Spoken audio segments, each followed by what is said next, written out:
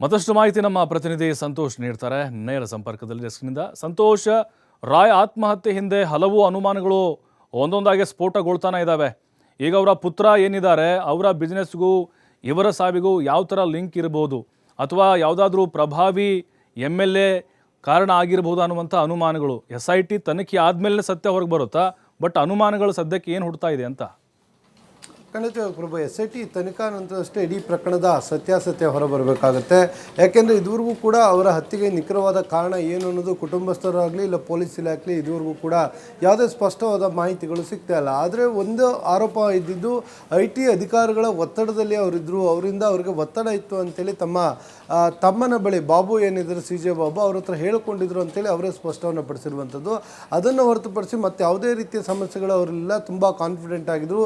ಯಾವುದೇ ಹಣಕಾಸಿನ ಸಮಸ್ಯೆ ಆಗಲಿ ಇಲ್ಲ ಪ್ರಾಜೆಕ್ಟ್ ವಿಷಯಗಳಿಗಾಗಲಿ ಪ್ರಾಪರ್ಟಿ ವಿಚಾರಗಳಿಗಾಗಲಿ ಯಾವುದೇ ರೀತಿಯ ಸಮಸ್ಯೆಗಳು ಇರಲಿಲ್ಲ. ಕೇವಲ ಈ IT ಅಧಿಕಾರಿಗಳು ದಾಳಿಯನ್ನು ಮಾಡಿಸಿದ ನಂತರ ಒಂದಿಷ್ಟು ಒತ್ತಡಕ್ಕೆ ಒಳಗಾಗಿದ್ರು ಅಂತ ಹೇಳಿ ಅವರು ಹೇಳಿಕೆಗಳನ್ನು ಕೊಟ್ಟಿರುವಂಥದ್ದು. ಆದರೆ ಪೊಲೀಸರು ನಡೆಸ್ತಾ ಇರುವಂಥ ತನಿಖೆ ಏನಿದೆ, SIT ತಂಡ ಬೇರೆ ಬೇರೆ ಆಯಾಮಗಳಲ್ಲಿ ಪ್ರಕರಣದ ತನಿಖೆಯನ್ನು ಮಾಡ್ತಾ ಇರುವಂಥದ್ದು.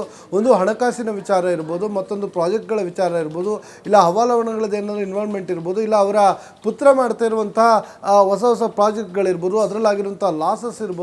ಸೊ ಎಲ್ಲೆಲ್ಲಿ ಹಣಗಳನ್ನು ಹೂಡಿಕೆಗಳನ್ನು ಮಾಡಿದ್ರು, ಯಾರ್ಯಾರ ಜೊತೆ ಇವರು ಸಂಪರ್ಕದಲ್ಲಿದ್ದರು. ಸೊ ಈ ಎಲ್ಲ ಆಯಾಮದಲ್ಲೂ ಒಂದು ಕಡೆ ಮಾಹಿತಿಗಳನ್ನು ಕೂಡ ಕಲೆ ಆಗ್ತಾ ಇರುವಂಥದ್ದು. ಮತ್ತೊಂದು ಕಡೆ ಆದಾಯ ತೆರಿಗೆ ಅಧಿಕಾರಿಗಳ ಏನು ದಾಳಿಯ ನಂತರ ಆದಂತಹ ಬೆಳವಣಿಗೆಗಳಿರ್ಬೋದು, ಇಲ್ಲ ಆದಾಯ ತೆರಿಗೆ ಅಧಿಕಾರಿಗಳು ಏನೆಲ್ಲ ನೋಟಿಸ್ಗಳನ್ನು ಕೊಟ್ಟಿದ್ರು, ಯಾವತ್ತು ವಿಚಾರಣೆಗೆ ಹಾಜರಾಗಲಿಕ್ಕೆ ಹೇಳಿದರು, ಅದಾದ ನಂತರ ಇವರು ಯಾರನ್ನೆಲ್ಲ ಸಂಪರ್ಕಗಳನ್ನು ಮಾಡಿದರು, ಮತ್ತು ಏನೆಲ್ಲ ಲೆಕ್ಕಪತ್ರಗಳಿಗೆ ಅಂದರೆ ಆಡಿಟ್ ಅಂತ ಏನು ಹೇಳ್ತೀವಿ ಅವರ ಕಂಪ್ನಿದು, ಅದಕ್ಕೆ ಸಂಬಂಧಪಟ್ಟಾಗ ಆಡಿಟ್ನಲ್ಲಿ ಏನಾದ್ರು ವ್ಯತ್ಯಾಸಗಳಾಗಿತ್ತ, ಹೀಗೆ ಹಲವು ಆಯಾಮದಲ್ಲೂ ಕೂಡ ತನಿಖೆಯನ್ನು ನಡೆಸ್ತಾ ಇದ್ದಾರೆ. ಇನ್ನು ಕೌಟುಂಬಿಕವಾಗಿ ನೋಡೋದಾದರೆ ಕೌಟುಂಬಿಕವಾಗಿ ಇವರಿಗೆ ಯಾವುದೇ ರೀತಿಯ ಸಮಸ್ಯೆಗಳು ಇರಲಿಲ್ಲ, ಎಲ್ಲರೂ ಕೂಡ ತುಂಬ ಚೆನ್ನಾಗಿದ್ರು ಅನ್ನೋ ಮಾಹಿತಿಗಳು ಲಭ್ಯವಾಗ್ತಾ ಇರುವಂಥದ್ದು. ಅದಷ್ಟೇ ಅಲ್ಲದೆ ಪ್ರತಿ ಬಿಸ್ನೆಸ್ ಇಲ್ಲ ಹೊಸ ಉದ್ಯಮವನ್ನು ಇವರು ಆರಂಭ ಮಾಡಿದ ಸಂದರ್ಭದಲ್ಲೂ ಕೂಡ ಇವರಿಗೆ ಯಶಸ್ವಿಯನ್ನೇ ಸಿಗ್ತಾ ಹೋಗ್ತಾ ಇತ್ತು. ಯಶಸ್ಸನ್ನು ಕಂಡಂಥವ್ರು ಯಾವ ಹಂತದಲ್ಲೂ ಕೂಡ ಯಾವತ್ತೂ ಸಮಸ್ಯೆ ಇದೆ ಅಂತ ಯಾರ ಬಳಿ ಕೂಡ ಅವರು ಹೇಳ್ಕೊಂಡಿದ್ದಾರಲ್ಲ.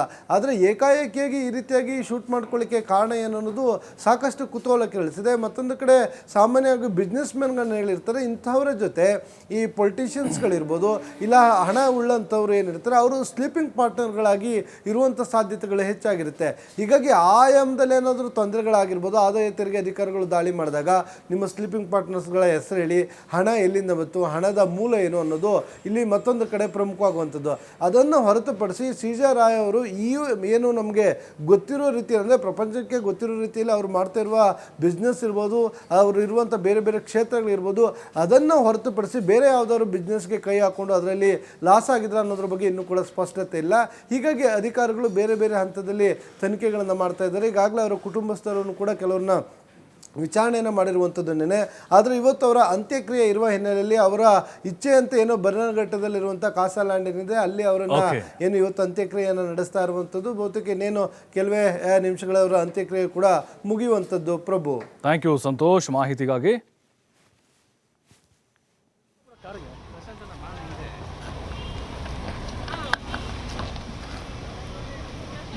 ಸ್ವಲ್ಪ ಮೊಬೈಲ್